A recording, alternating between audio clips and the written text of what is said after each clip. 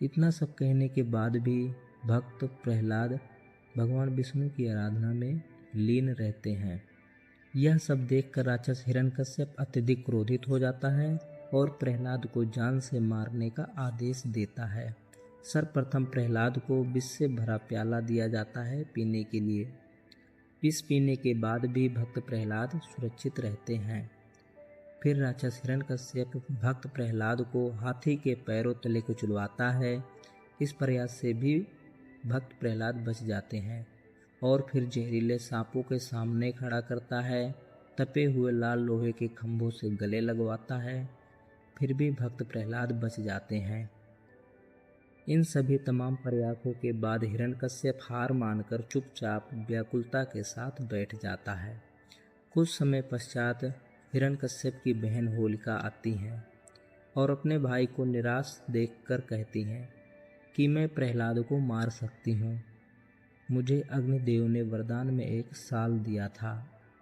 मैं उस शाल को ओढ़ के प्रहलाद को लेकर जलती हुई अग्नि में बैठ जाऊंगी, जिससे प्रहलाद की मृत्यु हो जाएगी और मैं जीवित बच जाऊंगी।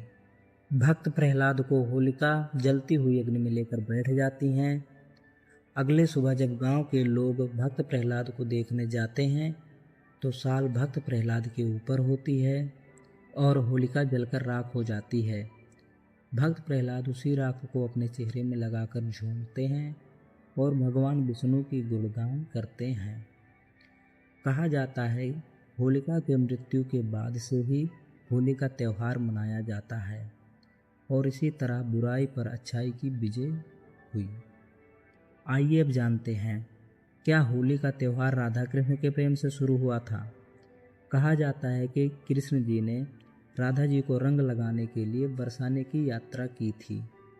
कृष्ण द्वारा राधा जी को गोपियों को चिढ़ाने और रंग डालने से सब नाराज हो जाते हैं। इसी वजह से बरसाने की महिलाएं पुरुषों को लाठियों से मारती हैं।